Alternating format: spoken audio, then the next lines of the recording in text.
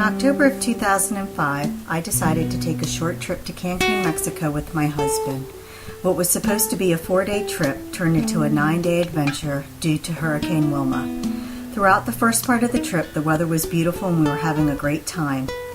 We knew that a terrible storm was coming, but thought that we would be home safe before it hit. Wednesday, the night before we were to leave, I checked in with our tour company and they assured me that the flight would leave as scheduled the following day. There were rumors that the Mexican government had shut down the airports and were not allowing planes in or out. I went back to the tour company and they confirmed the rumors to be true. We were then told that the following morning a bus would be waiting to take all the tourists to a shelter where we would ride out the storm. The shelter was a community gymnasium, and for the first night everyone was given a mat and slept on the floor next to their personal items. All was well for the first day, and then Hurricane Wilma hit. Late on Friday evening, the military engineers came in to examine the gymnasium. They ordered us to vacate the premises because the strong winds had begun to tear the roof off of the building. Holding on to ropes so that we did not get blown away, we were escorted to a school bus. This was probably one of the scariest moments of the whole storm. Trees were blocking the road, and water was coming in through the bus doors, and power lines had fallen across the road. What amazed me the most was that the military men would get out of the bus and using a long piece of wood would hold up the power line so that the bus could go under. All the while they were standing in knee-high water. The second shelter was a single-story schoolhouse that was made out of cinder blocks.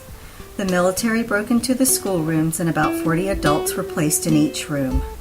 This time there weren't any mats to sleep on and there was standing water on the floor because the windows only had wooden shutters. We stayed here for 2 days and 2 nights. Since being dropped off, the military had not returned to check in on us, and I was beginning to get nervous. Finally, a group of us decided to venture out. We found a cab driver and gave him the name of our first shelter. He was able to get us pretty close, but due to the standing water, he had to drop us off.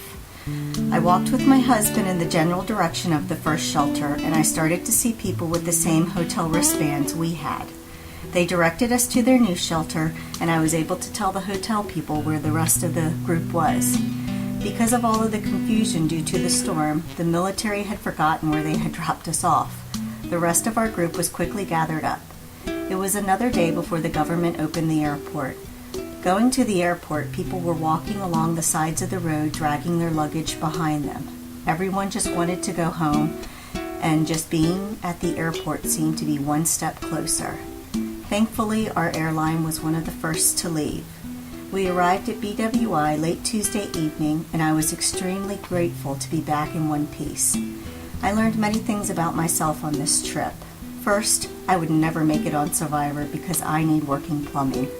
Secondly, I was amazed at how complete strangers could get along so well under such extreme circumstances. And lastly, if I can survive a Category 5 hurricane with my husband, we could survive anything.